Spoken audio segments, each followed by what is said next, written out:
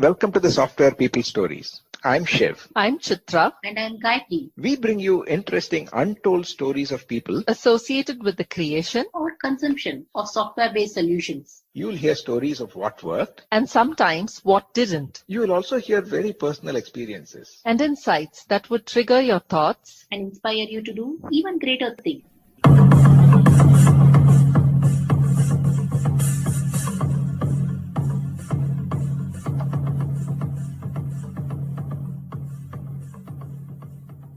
Today, I'm in conversation with Jeremy Kriegel, a UX leader and a host of the Saving UX podcast.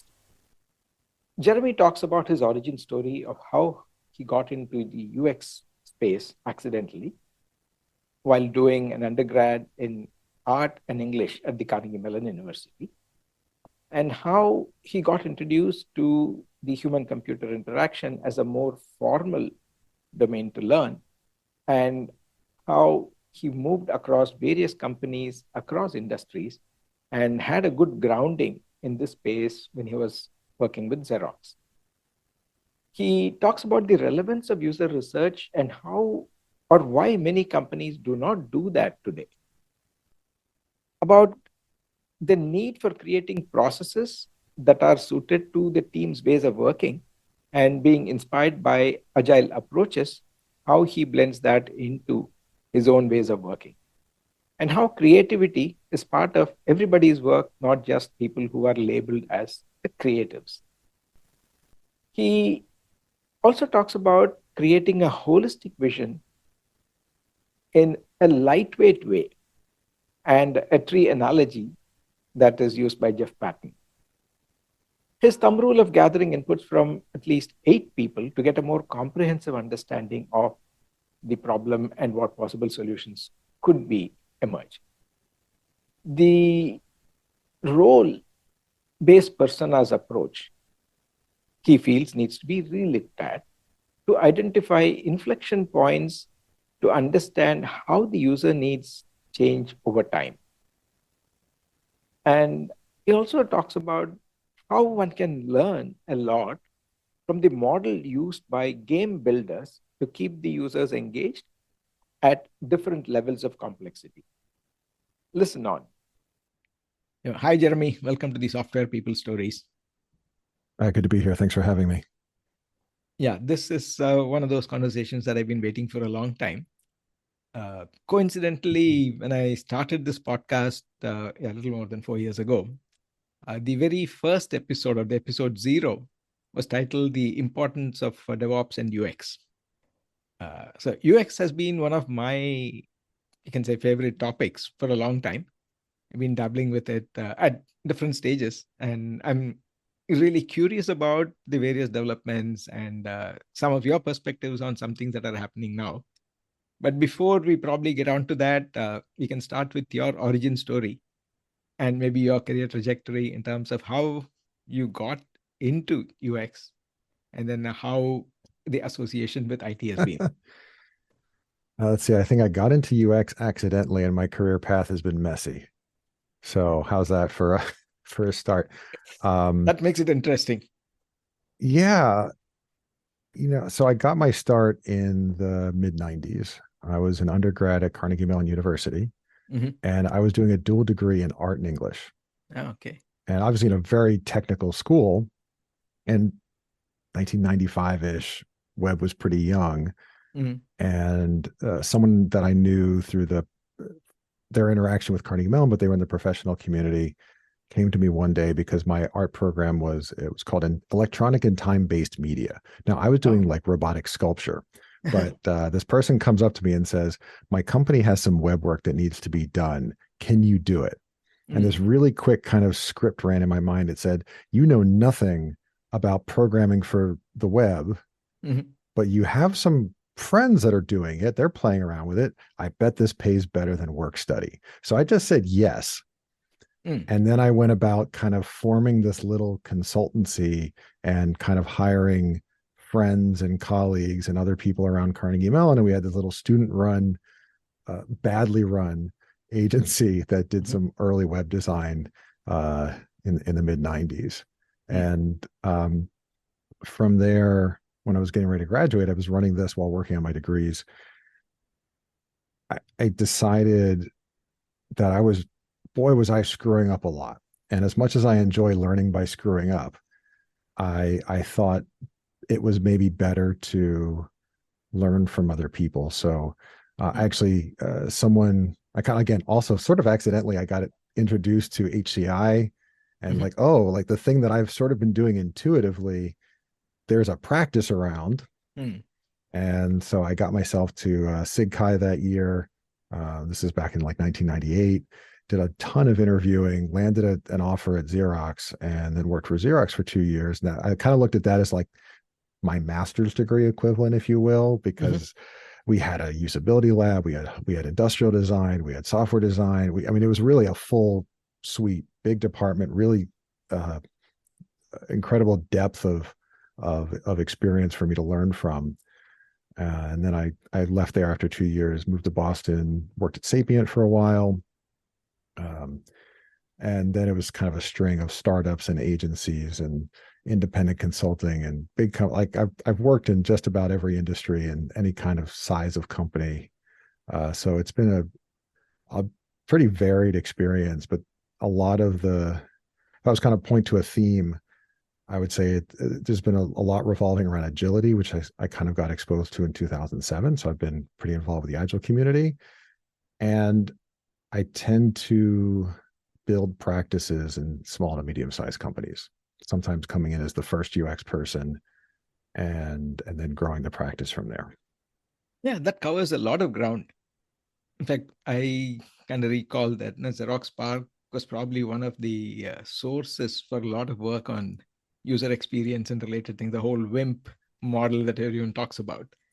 Yeah, and really I always say Xerox, I should qualify. I did not work at PARC. I was working at Xerox in upstate New York, doing software design for these production printers where you kind of put a tree in one end and you got a book out the other. These ran 8 to 24 hours a day. And so the configuration software of how you program was fairly complicated. So that was kind of my start in kind of doing some enterprise software. I did a lot of user research to be able to get on site, but no, I was not doing the cool stuff at PARC.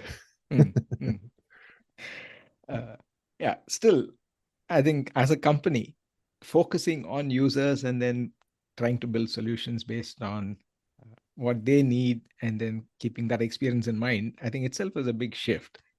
When it was a great place to start. And in some ways they were really ahead of a lot of other parts of the industry. But I also look back in the sort of gated waterfall process that they followed. I'm like, my God, that was so heavy. But you were looking at projects that were multi-years long, but the way it was laid out, it felt very bloated compared to how we think about modern product development. Yeah, that's interesting that you mentioned that your interest and your activity in the agile community. Typically, UX is associated still in many companies as a typical stage-gated or a waterfallish model, saying I have to do all the UI and then I will look at other things and so on. So how do you think the user experience discipline fits in with the agile ways of working?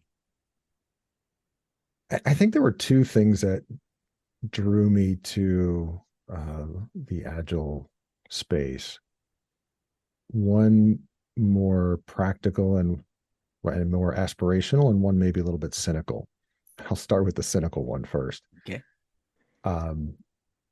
Most organizations don't do nearly enough, or sometimes even any user research. And it's frustrating, right? You want to produce something that is going to serve people, even if that only for the reason that they'll then pay you, right? If you're not being valuable, they're not going to pay you. So, and it's not like being user-centric and serving people and understanding their needs is anything new. Talking about that forever. But a lot of organizations just weren't doing it, still aren't doing it in many cases. So I thought, well, if we're not going to do the research, can we at least be able to iterate quickly? Can we put something out there, gather data, revise? And that was how I understood the intent behind agility. So I was very drawn to it. And again, as more of a practical adaptation to what I saw as a dysfunctional approach to understanding users and customers. The more aspirational end was, I think, a frustration with how design process had been defined versus how it tended to be followed. And maybe these are kind of related, but there's the books, like here's how design should work. About this, then that. It's kind of waterfall, but do your design, your discovery, your design, your research, there's an order to things. But the reality was that almost no project followed that recipe. And so in a lot of my early work, it kind of felt like we were cheating, like we weren't doing it right. Why aren't we doing it right? And when I started talking to folks in the Agile community, it was like, well, we have to adapt our process given the goals we're trying to achieve and the constraints we have. It's like, well, that makes a lot of sense. So it's not that we're skimping out, although sometimes there are things that we could do that would be really useful. But the way I've often phrased it is, how do we create a process that exactly meets our needs? And I think there's kind of two sides to that. And there's an empowering side, right? If you're going to be agile, you have to create a process that exactly meets your needs. There's a lot of freedom in that, right? Cool, we get to decide it. But there's also a lot of responsibility there. And I think that's potentially the scary part, because if it's not working for you, it's on you to change it and on you to do the advocacy and education and everything else within your organization to get to a point where what you're doing is serving the people in your organization, the goals of the organization and the goals of the people that you're serving with your products and services. Yeah, so the traditional conflict between creativity and process, or creativity and systems, how does that play out in the UX space when the natural association is that it is a very, very creative and innovative kind of activity? Well, one, I think that design does not have a monopoly on creativity. Engineering is creative, marketing is creative, product can be very creative. Like all of these managers can be very creative. Like everyone brings creativity to the work that they do. So I always hated when folks in the design community would call themselves creatives, because it sort of implies that everyone else isn't. There, more to your question though, I think there is a tension between learning through iteration and being able to envision something in a holistic way. And I think you kind of have to figure out how to do both. One thing I really liked early on when Jeff Patton was starting to popularize story mapping was it felt like a nice way to bridge the two. Like here's like one of, I mean, there's lots of techniques out there, but here's a good example of one where you could create a holistic vision in a lightweight way, so you could still evolve the vision while you were working on some of the individual components of it. All right, he had an analogy early, years ago, one of his blog posts, which I think highlighted one of the challenges around how agility had been practiced of, pick the picture of the tree, and that's your holistic vision. And the trunk and the big branches are like your epics, and the little leaves are your little stories. Great. And he said, now take all the leaves off the tree and put them in a pile, and that's your backlog. And now grab a handful of them and put them in a bag, and that's your sprint backlog. And that's great. Well, you've got those little things, but they're disconnected from what that holistic vision is. How you might deal with any little piece of work could be a little bit different if you don't understand how it connects to the whole. So when we're focusing on a macro task or a little feature, how do we make sure that we're still connecting it to the larger value and the holistic vision that we have for the product and for our customers? And that's, I think, where there's that tension, where we can get a lot of benefit from agility and from iteration, but we do need to be able to craft something that that can demonstrate that holistic vision, because that's how our customers experience it, right? They don't care how we build it. They only care, can they get their work done? And for them, it's all connected. So if one team's working on this piece, another team's working on this piece, right, there's going to be a natural challenge at boundaries. And if we're not managing those boundaries, the user will find out. then they'll notice it. So that's where the experience breaks. Yeah. Well, one of the places the experience breaks. Okay. So when it comes to exploration and research, where do you draw the line and say, this is where we will stop, or now let us get into implementing and then getting the feedback? I mean, as much as possible, I think I'm looking at two different things. One is, frankly, where is the appetite for the organization I'm partnering with? How much do they understand and value the input of user research, and how much am I going to be able to do? If they just don't really value it, then I'm going to be fighting a very losing battle to try and convince them to do it. I have occasionally used a bit of a dark pattern and highlighted a significant, like if there's an existential risk, like if we get this wrong, the product sinks. That kind of thing can convince people that maybe we should talk to folks. This happened to me, the story I tell, when I was working at a poker company, and it was based in the US, but our biggest market was France. We actually didn't serve the US, so that's how we could operate legally in the United States, where poker was unregulated. France at the time was a gray market where, so white market is regulated, black market is illegal. Gray market is, well, there's just no rules. Nothing's on the book defining how online gaming should work. At that point in time, the French government looked around and said, there's a lot of money moving around. We want to tax that. We're going to regulate the market. We thought, great, do that. They came up with some rules that were just pretty onerous and completely unfamiliar to anyone who'd been playing online poker anywhere in the world. Like it was like to validate your identity, you had to put in, I think it was like a copy of your identification, and then they would mail a code to your physical address, and you couldn't actually complete the registration until you entered that code. So I mean, even if like you signed up and you'd have to wait days to be able to actually complete the registration, not even like a temporary registration, like you're just locked out until you enter that code. So we were really slammed in trying to prepare ourselves technically for the market open. And we were not one of the bigger players. And I went to our leadership and I said, look, if we get this registration wrong, we're in a lot of trouble, because I think our players are pretty loyal to us. They'll come back to us day one, but they're going to see all these really, again, onerous restrictions on creating an account. And what are they going to do? Are they going to read the text that we put there that says this is a government regulation and you're going to find it everywhere else? No, they're going to go, I don't want to give you my ID. I'm going to go to the bigger guy. And so then they're going to go to one of our competitors and they're going to see the same thing. What are they going to do from there? Are they going to leave that site and come back to us? Or are they going to go, well, I'm already here. I'll just complete it while I'm here. And I said, I think this is an existential risk for our organization. So having never done user research in country before, all of a sudden I had like a budget to go do research with our players in France. And I even promised engineering. I said, look, we won't make any changes before launch. I know you folks are slammed. We'll do a fast follow, right? We'll release right after launch to kind of fix anything we find out. And of course, we found some pretty significant obstacles and somehow managed to shift things around on a schedule to address them before launch. So, we were able to do it. So that was, again, a bit of a dark pattern to, highlight the risk, but I think it helped connect a lack of understanding of how people were going to respond to the design to not just a business goal, but potentially avoiding a business crisis. Yeah, in doing that, it's a very good example that you mentioned, that you have a deadline, there is probably existential crisis and so on. How do you infer the big picture from a sampling of research that you do?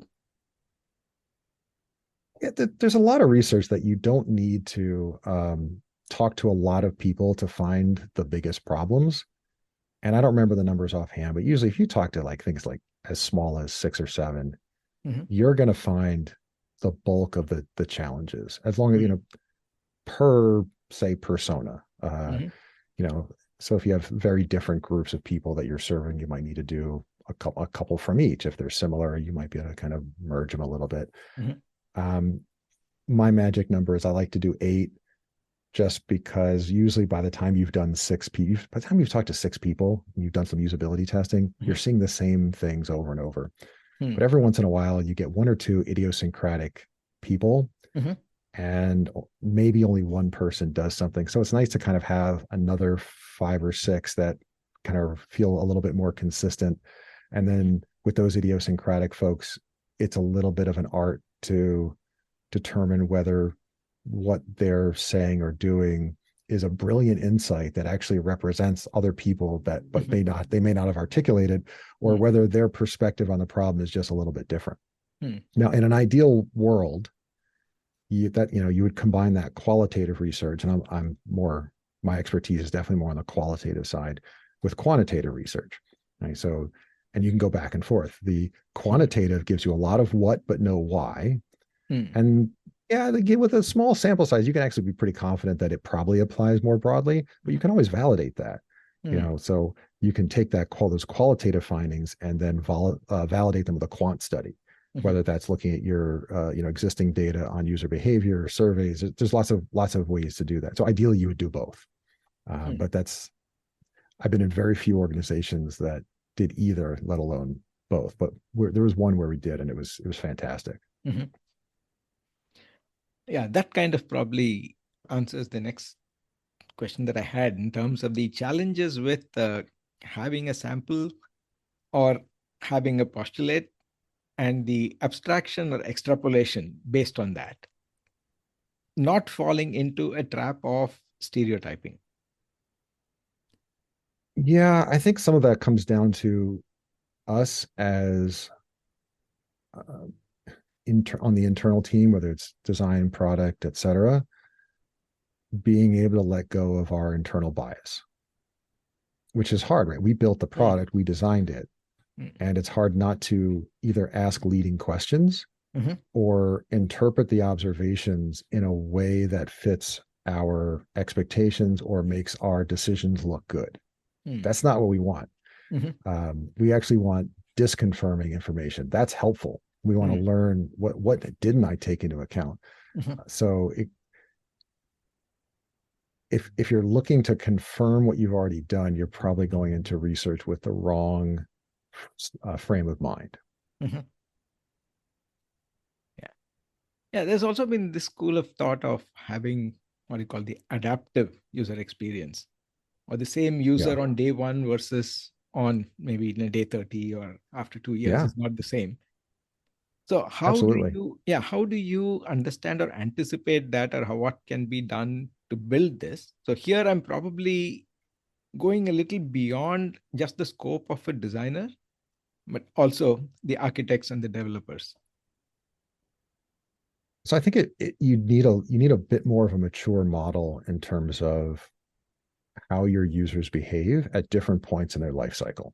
So if we're talking about personas, for example, while a lot of folks will make role-based personas, it's a default place where many people start. It's probably not the most helpful because no role is a monolith. There's different people within that role. One difference might be their level of skill or familiarity in the domain. So you might look at a first-time user or a novice different than a beginner versus advanced versus expert. And if you know what the inflection points are between those, like obviously it's smooth, but if you can kind of define some stages, you can also look to understand how people move from one to the other. How do their needs change? And how do you then want to adapt the experience? Games do a great job with this, right? Anytime you start playing a game, you're a novice to that game, unless like it's a title you've played before and it's like the version 2, 3, or 4. But even there, they've probably done something new. So most games start with like an onboarding, right? They teach you how to play it.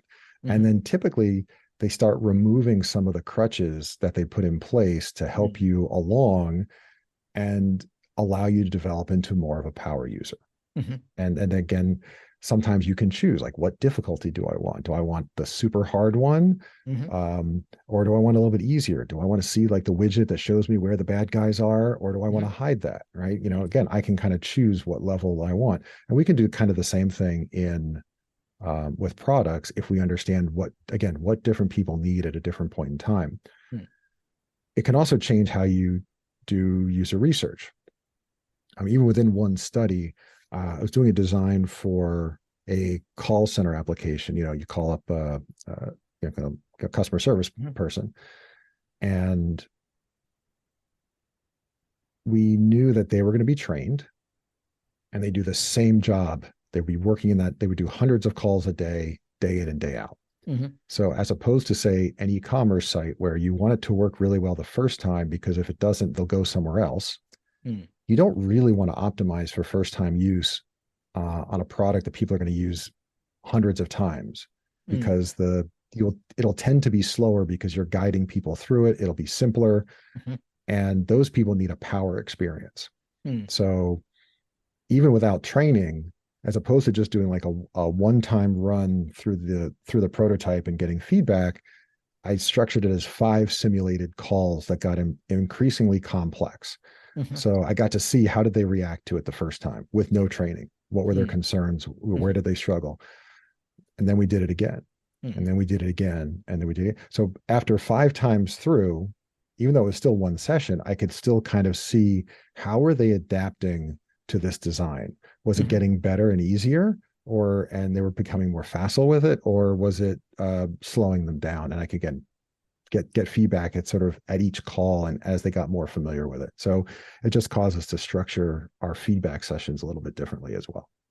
Yeah, in that case, I don't know whether this is a right interpretation or extrapolation of what you said. One of the goals that typically the UX designers focus on is to help the user stay focused and then get something accomplished quickly.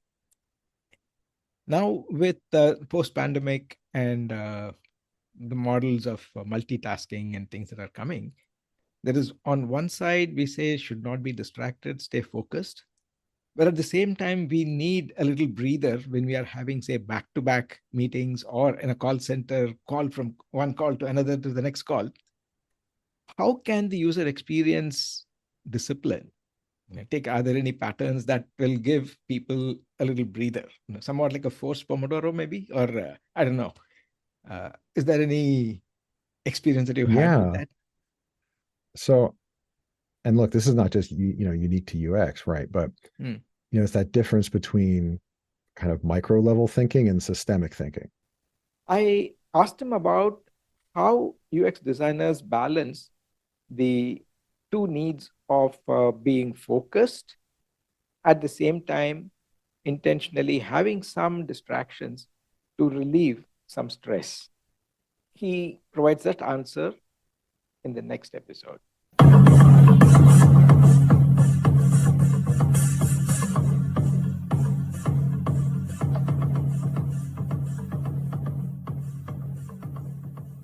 We thank Siddharth for the music and Anita for promoting the Software People Stories. If you like this episode, Please subscribe on your favorite podcast client And spread the word in your network.